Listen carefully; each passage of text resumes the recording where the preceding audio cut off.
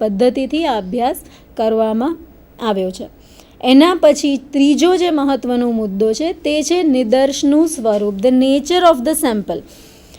નિદર્શ એ અભ્યાસ માટે બહુ મહત્વની વસ્તુ છે અને જો નિદર્શ વિશે સંપૂર્ણ માહિતી જો અહેવાલની અંદર દર્શાવવામાં ના આવે તો વાચક સ્પષ્ટપણે સમજી નહીં શકે કે કઈ પરિસ્થિતિમાં આ અભ્યાસના પરિણામોને કયા ક્ષેત્રોમાં લાગુ પાડી શકાય. માટે નિદર્શને વ્યવસ્થિત રીતે એક્સપ્લેન કરવું જરૂરી છે. એની અંદર મહત્ત્વની વસ્તુ છે કે નિદર્શ જે છે તે યોગ્ય છે કે નહીં. જેમ કે નિદર્શ તે સમષ્ટિનું પ્રતિનિધિત્વ રૂપ છે કે નહીં, તો નિદર્શ વિશેની બધી જ માહિતી તેની અંદર દર્શાવવી પડે છે. નિદર્શનું કદ કેટલું છે, નાના કદનો નિદર્શ ને મોટા કદનો નિદર્શ છે, નિદર્શનો પ્રકાર કેવો છે, જેમ કે જાતિ, ઉંમર, શૈક્ષણિક લાયકાત, એના સંદર્ભમાં નિદર્શનો પ્રકાર બતાવી શકાય. કઈ પદ્ધતિથી નિદર્શ પસંદ કરવામાં આવ્યો છે. મોટાભાગે નિદર્શની બે પ્રકારની પસંદગી આપણે જાણીએ છીએ કે એક સંભાવના નિદર્શ છે અને બિન સંભાવના નિદર્શ છે. જો સંભાવના નિદર્શ હોય તો સ્પષ્ટપણે જણાવવું પડે છે કે કઈ પદ્ધતિ, આકસ્મિક પદ્ધતિથી નિદર્શ પસંદ કરવામાં આવ્યો છે કે નિયત હિસ્સા પદ્ધતિથી નિદર્શ પસંદ કરવામાં આવ્યો છે કે સહેતુક નિદર્શની પસંદગી છે. જો બિન સંભાવના નિદર્શ હોય તો ત્યાં પણ સ્પષ્ટપણે જણાવવું પડે છે કે જો બિન સંભાવના નિદર્શ છે તો તે યદ્રચ્છ નિદર્શ છે, સ્તરીકૃત યદ્રચ્છ નિદર્શ છે કે ઝુમખા પદ્ધતિથી નિદર્શની પસંદગી કરવામાં આવી છે. તો આ દરેક નિદર્શની જે પસંદગી છે તેને સ્પષ્ટપણે દર્શાવવું જરૂરી છે. ચોથો જે મુદ્દો છે એ છે માહિતી મેળવવાની પદ્ધતિ, ડેટા કલેક્શન. જુદા જુદા વિજ્ઞાનોની અંદર માહિતી મેળવવાની જુદી જુદી પદ્ધતિઓ છે. મોટાભાગે આપણે જાણીએ છીએ કે કઈ કઈ પદ્ધતિથી માહિતી મેળવી શકાય. પ્રયોગ પદ્ધતિ છે, મુલાકાત, નિરીક્ષણ, સર્વેક્ષણ, પ્રશ્નાવલી, ઓળખ યાદી, નોંધપત્રક, જુદા જુદા પ્રકારની ઘણી બધી માહિતી એકત્રીકરણની પદ્ધતિ છે. તો એમાંથી કઈ પદ્ધતિ કે પદ્ધતિઓનો માહિતી એકત્રીકરણ કરવા માટે ઉપયોગ કરવામાં આવ્યો છે તે સ્પષ્ટપણે દર્શાવવું જરૂરી છે. આ ઉપરાંત જો કોઈ સાધનોનો ઉપયોગ કરવામાં આવ્યો હોય, જેમ કે કોઈ ટેસ્ટ છે, પ્રશ્નાવલીનો ઉપયોગ કર્યો હોય, તો શું તે કસોટી કે પ્રશ્નાવલી સ્ટાન્ડર્ડાઇઝ્ડ છે કે નહીં, યથાર્થ છે કે નહીં, વિશ્વસનીય છે કે નહીં, તે દર્શાવવું જરૂરી છે. જો પ્રશ્નો પૂછ્યા હોય તો તે પ્રશ્નો કયા છે અને તે પ્રશ્નોનું સ્વરૂપ કેવું છે. અલગ અલગ પ્રકારના પ્રશ્નો હોઈ શકે, ક્લોઝ એન્ડેડ, ઓપન એન્ડેડ, તો એ પ્રશ્નોનું સ્વરૂપ દર્શાવવું જરૂરી છે. જ્યારે આપણે અહેવાલ લખીએ છીએ તો એ પ્રશ્નોને સ્પષ્ટ કરવા જરૂરી છે કે આ નિશ્ચિત પ્રકારના પ્રશ્નોથી માહિતી એકત્રિત કરવામાં આવી. માહિતી એકત્રીકરણ પણ કેવી રીતે કરી એ પણ દર્શાવવું પડે છે, એનો પણ સમાવેશ કરવો પડે છે. જેમ કે રૂબરૂ દરેક વ્યક્તિને મળીને માહિતી એકત્રિત કરી છે કે પછી સમૂહમાં માહિતી એકત્રિત કરી છે, રૂબરૂ જઈને માહિતી એકત્રિત કરી છે કે પછી પત્ર વ્યવહારથી માહિતી એકત્રિત કરી છે, પૂરો માસ એકસાથે ભેગો કરી કોઈ જુદા જુદા પ્રકારના જૂથો એકત્રિત કરી અને માહિતી કલેક્શન એનું કર્યું છે. તો એ રીતે દરેક માહિતી સ્પષ્ટપણે દર્શાવવી પડે. કેટલીક માહિતી એવી હોય છે કે જે એક બેઠકમાં શક્ય નથી બધી જ માહિતી મેળવવી. ઘણી બધી કસોટીઓ એવી હોય છે અથવા તો કોઈ મુલાકાત હોય, કોઈ મુદ્દો જેવો છે કે જે ઘણો વિસ્તૃત સમય માગી લે છે, તો શું એક બેઠકમાં માહિતી એકત્રિત કરી છે કે વધુ બેઠકોની એની અંદર જરૂર પડી છે, તો એ પણ ડિટેલની અંદર અહેવાલની અંદર સમાવેશ એનો કરવો જરૂરી છે.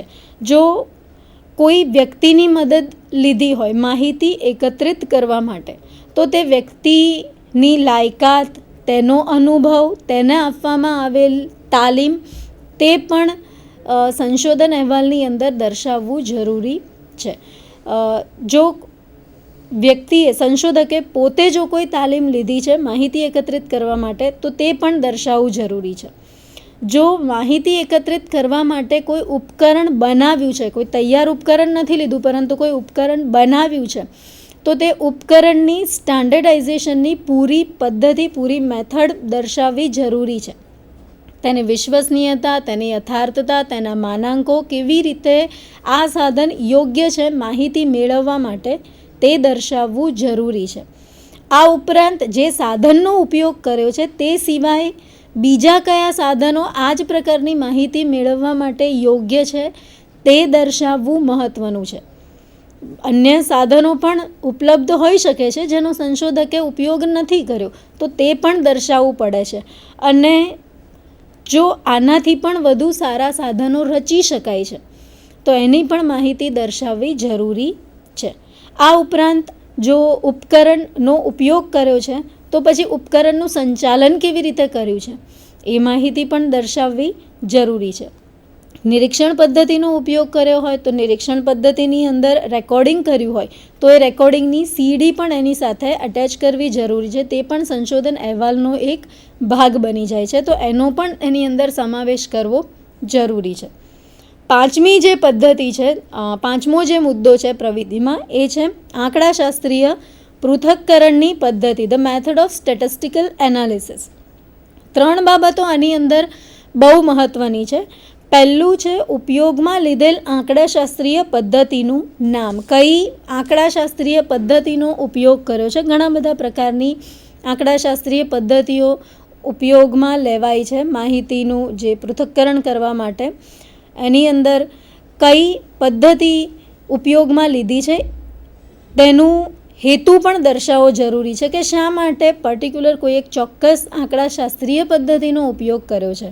અને ત્રીજી મહત્ત્વની બાબત છે કે જો એક જ હેતુ માટે એક કરતાં વધુ આંકડાશાસ્ત્રીય પદ્ધતિઓ અવેલેબલ હોય, ઉપલબ્ધ હોય, તો શા માટે ઉપયોગમાં લેવાયેલ આંકડાશાસ્ત્રીય પદ્ધતિ અન્ય કરતાં વધુ યોગ્ય છે તેની પણ અહેવાલની અંદર ચર્ચા કરવી જરૂરી છે. જો આંકડાશાસ્ત્રીય પૃથક્કરણની અંદર જરૂર પડે તો સૂત્રો પણ મૂકવા પડે છે, સૂત્રો પણ દર્શાવવા પડે છે. આ ઉપરાંત જો બે જૂથો વચ્ચે તફાવત દર્શાવવાનો હોય તો તે તફાવત સાર્થક છે કે કેમ અને તેની સાર્થકતાની કક્ષા 0.5, 0.1 અલગ અલગ પ્રકારની જે કક્ષાઓ છે તે કક્ષાઓ પણ દર્શાવવી જરૂરી છે. જો એનાલિસિસ માટે, આંકડાશાસ્ત્રીય પૃથક્કરણ માટે કમ્પ્યુટરનો ઉપયોગ કર્યો હોય તો કેવા પ્રકારના કમ્પ્યુટર પેકેજીસનો ઉપયોગ કર્યો છે તે પણ સ્પષ્ટપણે દર્શાવવું જરૂરી છે એના વર્ઝન સાથે, કે આ પેકેજ છે અને આ તેનું વર્ઝન છે. તો એ પણ સંશોધન અહેવાલની અંદર બહુ મહત્ત્વની બાબત બની જાય છે. એના પછીનો જે મુદ્દો છે તમે તમારી સ્ક્રીન પર જોઈ શકો છો અને તે છે પરિણામો, રિઝલ્ટ્સ. પરિણામોની અંદર જે મહત્ત્વની બાબત છે એમાં પહેલી તો મહત્ત્વની બાબત એ છે કે પરિણામો હંમેશા ક્રમબદ્ધ રીતે રજૂ કરવા જોઈએ. જે પણ પરિણામ છે એ સિક્વન્સમાં આવવા જોઈએ. જ્યારે પણ સંશોધન અહેવાલ લખાતો હોય ત્યારે સંશોધન અહેવાલની અંદર જે પણ રિઝલ્ટ દર્શાવવાનું છે તે ક્રમબદ્ધ રીતે દર્શાવવું જરૂરી છે. એકવાર પરિણામો પ્રાપ્ત થયા પછી સંશોધનની અંદર સંશોધકને કોઈ હક નથી કે તે પરિણામો મોકૂફ રાખી શકે અથવા તો એને કોઈ એવી સ્વતંત્રતા નથી કે પરિણામોને રદ કરી શકે. એટલે મહત્ત્વની બાબત છે કે જે પણ પરિણામો મળ્યા છે તે દરેક પરિણામો રજૂ કરવા જરૂરી છે.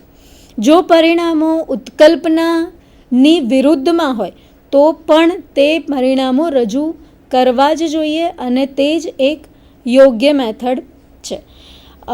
પરિણામોની અંદર ઘણીવાર જરૂરી માહિતી મળે છે, ઘણીવાર બિનજરૂરી માહિતી મળે છે. તો જે મહત્ત્વની માહિતી છે તે સચોટ રીતે, યોગ્ય રીતે તેની રજૂઆત કરવી જરૂરી છે. નહીં કે પરિણામોના નામે કોઈ અહેવાલની અંદર કોઈ શો ઓફ કરવો, કોઈ ભપકો દર્શાવવો કે આટલા બધા પરિણામો પ્રાપ્ત થયા. ઘણા બધા પરિણામો તેની અંદર બિનજરૂરી હોઈ શકે છે. તો મહત્ત્વના પરિણામો યોગ્ય રીતે, સચોટ રીતે પ્રાપ્ત થાય વાચકને તે રીતે સચોટપણે તે દર્શાવવાની જરૂર હોય છે. જો પ્રમાણાત્મક માહિતીની સાથે ગુણાત્મક અથવા તો અન્વેષણાત્મક માહિતી મળે છે તો આ અન્વેષણાત્મક માહિતીને યોગ્ય રીતે વાચક સમક્ષ કેવી રીતે રજૂ કરવી તે પરિણામોના ભાગરૂપે સંશોધકે યોગ્ય રીતે તેનું એક ચોક્કસ માળખું બનાવી અને પછી રજૂઆત એની કરવી પડે છે. તો તો પરિણામો યોગ્ય રીતે રજૂ કરવા જરૂરી છે, કારણ કે સંશોધનોનું જે પરિણામ છે એને જાણવામાં વાચકને વધુ રસ હશે, ખાસ કરીને જે ક્ષેત્ર સાથે સંબંધિત વાચકો છે તેને પરિણામોમાં વધારે રસ છે, માટે પરિણામોનું યોગ્ય રીતે રજૂઆત કરવી જરૂરી છે. ચોથો જે મહત્ત્વનો મુદ્દો છે તે છે પરિણામના સૂચિતાર્થો. પરિણામના જે સૂચિતાર્થો છે તેની અંદર 3 બાબતો મહત્ત્વની છે. પહેલું તો જે પરિણામ મળે છે, અભ્યાસના અંતે જે પ્રાપ્ત થયેલ પરિણામો છે તેનું સામાન્યીકરણ કરી શકાય છે તે ખાસ ધ્યાન રાખવું જોઈએ, અને કેવી રીતે તે સામાન્યીકરણ કરી શકાય છે. આ પ્રકારના જે સામાન્યીકરણો હોય છે તે તદ્દન અમૂર્ત કક્ષાના હોય છે. તો આ સૂચિતાર્થ તરીકે સંશોધન અહેવાલની અંદર રજૂ કરી શકાય કે પ્રાપ્ત થયેલ આ જે પરિણામો છે તેને આ ક્ષેત્રોની અંદર સામાન્યીકરણ કરી શકાય. બીજું જે છે તે છે પરિણામોનું સામાન્યીકરણ કરવાની મર્યાદા નિશ્ચિત કરવી. હવે તે મર્યાદા કેવી રીતે નિશ્ચિત કરી શકાય છે? તો તેના માટે નિદર્શના લક્ષણો, અભ્યાસ પદ્ધતિના લક્ષણો અને અભ્યાસના પરિણામો, આ 3 બાબતોને ધ્યાનમાં રાખીને પ્રાપ્ત થયેલ જે પરિણામ છે તે પરિણામ પર્ટિક્યુલર ક્યાં તેનું યોગ્ય રીતે સામાન્યીકરણ થઈ શકશે તે એની મર્યાદા નિશ્ચિત કરવી જરૂરી છે. સામાન્યીકરણ વ્યાજબી હોવું જરૂરી છે, અને એ વ્યાજબી સામાન્યીકરણ ત્યારે જ બનશે જ્યારે આ 3 બાબતોને ધ્યાનમાં રાખીને કરી શકાય. અને ત્રીજું છે કે ભાવિ સંશોધનો માટેના સૂચનો પૂરા પાડવા. હવે આ જે સૂચનો છે, ભાવિ સંશોધનો માટેના જે સૂચનો છે એ સૂચનો વાસ્તવિક હોવા જોઈએ, આધારભૂત હોવા જોઈએ, સૂચનો એવા હોવા જોઈએ કે જેની ઉપર ફર્ધર સ્ટડી, બીજા કોઈ સંશોધનો શક્ય બને. આ ઉપરાંત આ જે સૂચનો છે એના સંદર્ભમાં કોઈ નિશ્ચિત સમસ્યાઓ પણ દર્શાવવી જરૂરી છે કે જેનાથી હવે પછી જો કોઈ અભ્યાસ કરવાનો હોય તો એના માટેની એક સમસ્યા સંશોધકને હવે પછી જે સંશોધન કરવાનું છે તે મળી રહે. આ જે સૂચનો છે એ ઉપયોગી હોવા જોઈએ, એની અંદર નવીનતા હોવી જોઈએ, અને આ પ્રકારના સૂચનો અર્થસૂચક હોવા જોઈએ. એના પછી જે મહત્ત્વનો 5મો મુદ્દો છે તે છે સારાંશ. સારાંશ એટલે કે સમરી. આ જે મુદ્દાઓ છે તે સંશોધન પ્રવિધિ, સારાંશની અંદર મુખ્યત્વે 3 બાબતોને લઈ શકાય. પહેલું તો છે સંશોધનની પ્રવિધિ, કઈ પદ્ધતિથી સંશોધન થયું. બીજું છે સંશોધનના પરિણામો, કે એના શું પરિણામો મળ્યા, અને છે સંશોધનના નિષ્કર્ષો. છેલ્લે આ સંશોધનના પરિણામ ઉપરથી આપણે કયા નિષ્કર્ષો તારવ્યા છે. આ 3 બાબતોનું ખૂબ ટૂંકાણની અંદર રજૂઆત કરવી પડે છે, અને તેને આપણે સારાંશ કહીએ છીએ. પરંતુ અહીંયા એક વસ્તુ યાદ રાખવી જરૂરી છે, ખાસ કરીને વિદ્યાર્થીઓ ઘણીવાર કન્ફ્યુઝડ હોય છે કે સમરી અને એબ્સ્ટ્રેક્ટ આ 2 અલગ વસ્તુ છે. કેટલીક વાર વિદ્યાર્થીઓમાં આ મૂંઝવણ જોવા મળે છે કે શું સમરી એટલે કે સારાંશ એ જ એબ્સ્ટ્રેક્ટ છે? તો ખાસ ધ્યાન રાખો વિદ્યાર્થીઓ કે સારાંશ એ એબ્સ્ટ્રેક્ટ નથી. સમરીને એબ્સ્ટ્રેક્ટ તરીકે ઓળખી ના શકાય. એબ્સ્ટ્રેક્ટ એ તો સંપૂર્ણ સંશોધનની દરેક પ્રકારની વિગતોને લગભગ 100-125 જેટલા શબ્દોની અંદર રજૂઆત કરવામાં આવે છે, જેને આપણે નિચોડ તરીકે ઓળખીએ છીએ. સંશોધનનો સારાંશ જે છે એ નિચોડ નથી, એ માત્ર સાર છે, પરંતુ નિચોડ એબ્સ્ટ્રેક્ટ એ અલગ વસ્તુ છે. સામયિકોની અંદર જે પ્રસિદ્ધ થાય છે તે એબ્સ્ટ્રેક્ટ હોય છે, નિચોડ હોય છે, અને સારાંશ એ સંશોધન અહેવાલની અંદર છેલ્લે સારાંશ દર્શાવવામાં આવે છે. તો અહીંયા આપણે વાત કરી સંશોધન અહેવાલની અંદર સમાવાના જુદા જુદા પ્રકારના મુદ્દાઓ. આ મુદ્દાઓને ધ્યાનમાં રાખી અને જો સંશોધન અહેવાલ તૈયાર કરવામાં આવે છે તો યોગ્ય રીતે ખૂબ જ સચોટ સંશોધન તૈયાર થઈ શકે છે. અને હવે કન્ક્લુઝન માટે હું વિનંતી કરું સાહેબને કે તે સંપૂર્ણ આજે ચર્ચાઓ કરી તેનું કન્ક્લુઝન, તેનો એક સાર આપણને જણાવે. Thank you madam. અધ્યાપક મિત્રો તથા વિદ્યાર્થી મિત્રો, વ્યાખ્યાનની શરૂઆત કરી ત્યારે પણ સંશોધન અહેવાલ એ વિષયને અહીંયા મૂકવા પાછળનો આશય એ આપણે મૂક્યો હતો અને હવે આ આશયને કેટલે અંશે આપણે પરિપૂર્ણ કરી શક્યા છીએ એને ખાસ તો જાણવા માટે થોડું જે કન્ક્લુઝન છે એ હું તમારી સમક્ષ મૂકું છું. આપ સ્ક્રીન પર જોઈ શકો છો કે અત્યાર સુધી આપણે જે ચર્ચા કરી એના થકી સંશોધન અહેવાલનું મૂલ્ય કે મહત્ત્વ એ આપણે અહીંયા આ રીતે પ્રસ્થાપિત કરી શકીએ અને એ જો આપણે ફૂલફિલ કરતા હોય તો એ આજનું આપણું જે વ્યાખ્યાન છે એ પણ સફળ થયું ગણાશે. પહેલું જે પાસું છે એ અહીંયા સંશોધન અહેવાલની રજૂઆતથી સંશોધકને પોતાની પ્રબળ જિજ્ઞાસા કે આકાંક્ષા સંતોષવાનો આનંદ મળે છે. બીજું છે સંશોધન અહેવાલ વગર સંશોધનની ખબર પડતી નથી.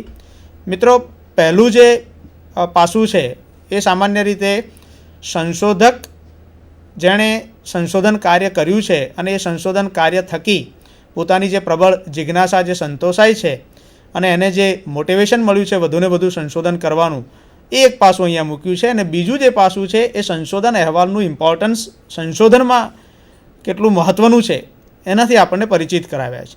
એટલે સંશોધન અહેવાલ વગર સંશોધનની માહિતી અથવા તો ખબર જ પડતી નથી એવું પણ આપણે કહી શકીએ. ત્રીજું છે સંશોધન અહેવાલ દ્વારા અન્ય સંશોધકો સુધારા વધારા સૂચવી શકે છે. એટલે કે સંશોધનમાં પણ કોઈ સુધારા વધારાને જો અવકાશ હોય તો એ પણ રિસર્ચ રિપોર્ટ દ્વારા આપણને મળી શકે છે. નવા સંશોધકોને સંશોધન માટે માર્ગદર્શન મળે છે. મેડમે જે વાત કરી એમાં પણ જે બધા પાસાઓની જે વાત કરી એમાં પણ આપણને એ બાબત જાણવા મળી કે ઘણી બધી બાબતોમાં આ રીતે નવા જે સંશોધકો સંશોધન કરવા માગે છે એમને પણ એક ગાઈડલાઇન એ આ પાસાઓ દ્વારા મળી શકે છે. આગળનો મુદ્દો છે વ્યવહારિક સમસ્યાઓના ઉકેલમાં મદદ મળી રહે છે. તો અલ્ટિમેટ ગોલ ઓફ રિસર્ચ એ મેક્સિમમ જનસમુદાયના સમસ્યાઓના નિદાન અને નિરાકરણનો જ્યારે હોય ત્યારે એ વ્યવહારિક ડે ટુ ડે જે પ્રોબ્લેમ્સ છે એના નિદાન અને નિરાકરણમાં પણ એ આપણને મદદરૂપ